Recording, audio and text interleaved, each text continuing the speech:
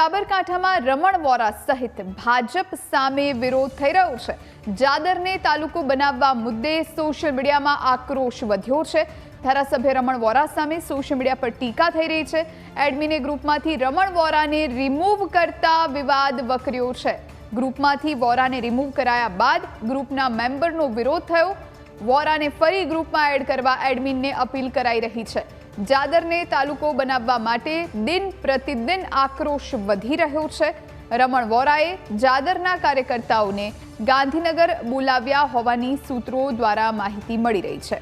ગાંધીનગર વોરાને મળ્યા બાદ ગ્રુપમાંથી રમણ વોરાને રિમૂવ કરવામાં આવ્યા।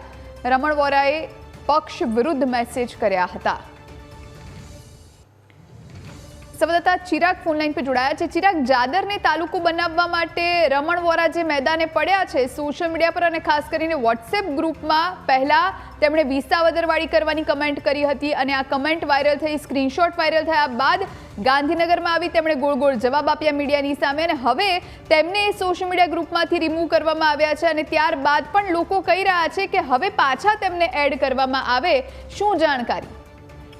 જે પ્રમાણે ઈડર વડાલીના ધારાસભ્ય રમણ વોરા છે જે જાદર જે તાલુકો જાહેર ન કરવામાં આવ્યો અને જાદરના જે સ્થાનિક લોકો સહિત આસપાસના લોકોનું જે સોશિયલ મીડિયાનું એક જય માતાજી કરીને જે નામનું ગ્રુપ બનાવવામાં આવ્યું છે તે ગ્રુપની અંદર ધારાસભ્ય રમણ વોરા છે તે અંદર એડ હતા। જ્યારે રમણ વોરાએ વિસાવદરવાળી થશે તૈયારી શરૂ કરવાનો જે મેસેજ કર્યો હતો અને ત્યારબાદ રમણ વોરા છે તે ચર્ચામાં આવ્યા છે। રમણ વોરા ચર્ચામાં આવ્યા બાદ આ સમગ્ર મામલે જાદરના જે આગેવાનો સહિત જે કાર્યકરો છે ભાજપના તે લોકોને રમણ વોરાએ પોતાના બંગલે ગાંધીનગર પણ બોલાવ્યા હતા અને ત્યાં ચર્ચા વિચારણા કર્યા બાદ રમણ વોરાને જય માતાજીના ગ્રુપમાંથી ગ્રુપ એડમિન દ્વારા રિમૂવ કરવામાં આવ્યા છે। રમણ વોરાને રિમૂવ કરાયા બાદ જે ગ્રુપના અન્ય મેમ્બરો છે તે લોકોએ પણ ગ્રુપની અંદર એડમિને એક અપીલ છે તે કરી છે અને વોરાને ફરીથી ગ્રુપમાં એડ કરવા માટે તેમજ જાદરને તાલુકો જાહેર કરવા માટેની જે માંગ છે તે કરી છે। કહી શકાય છે જે પ્રમાણે ધારાસભ્યની ગ્રુપમાંથી હકાલપટ્ટી કરવામાં આવી છે અને રમણ વોરાને ગ્રુપમાંથી રિમૂવ કરી દેવાતા હાલ આ મુદ્દો ટોક ઓફ ધ ટાઉન બન્યો છે। જ્યારે સ્થાનિક રાજકારણમાં પણ ચર્ચાનો વિષય છે તે બન્યો છે। જે પ્રમાણે રમણ વોરાએ મેસેજ કર્યો હતો અને મેસેજ બાદ આ સમગ્ર મામલો ઉગ્ર બન્યો હતો।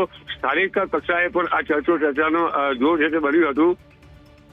રમણ વોરા છે જે ધારાસભ્ય છે અને તે પોતાની તોછડી ભાષા તેમજ અશોભનીય વર્તનને લઈને અવારનવાર ચર્ચામાં છે તે પણ આવતા હોય છે। જી ચિરાગ, આપણે અટકાવીશ આપણી સાથે વોટ્સએપ ગ્રુપના એડમિન અર્જુનસિંહ ઝાલા ફોનલાઈન પર જોડાયા છે। અર્જુનસિંહ, સ્વાગત છે ન્યૂઝ કેપિટલમાં આપનું।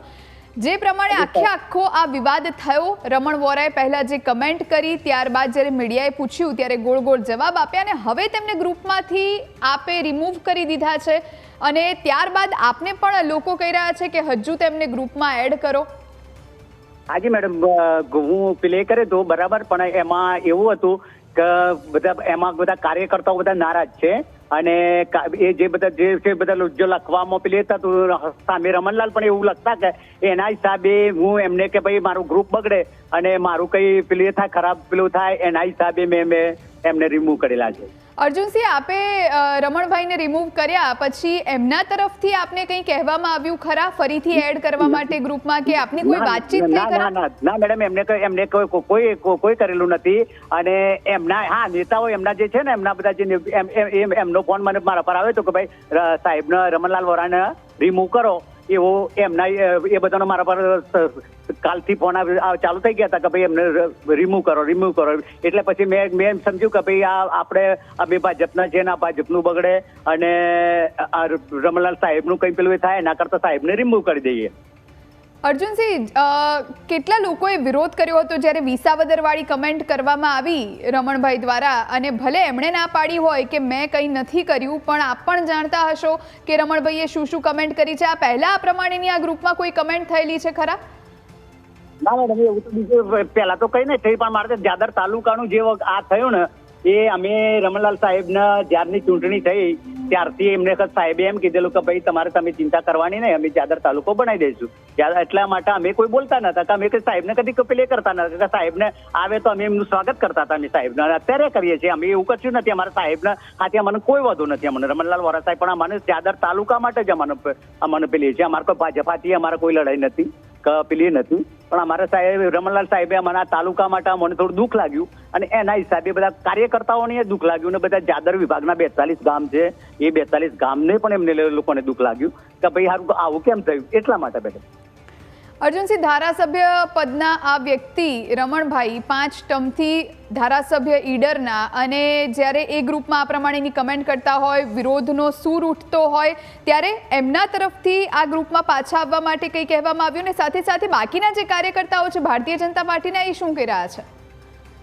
ના મેડમ, એમનો સાહેબનો તો મને કોઈ પેલી આવ્યું નથી કે સાહેબે તો મને કોઈ એવું કશું કીધું ને કે મારે એડ થવું છે, પણ અને કાર્યકર્તાઓ તો કે મેડમ, પણ હું એડમિન હું પોતે છું એટલે મારાથી શું કરવું એ મારે જોવાનું છે મેડમ, કે કોઈને કે મારા ગ્રુપનું મારે ખરાબ થાય અને મારા ગ્રુપ પેલી થઈ જાય અને મારા ગ્રુપનું નામ ખરાબ થાય, એટલા માટે મેં પેલી કર્યું.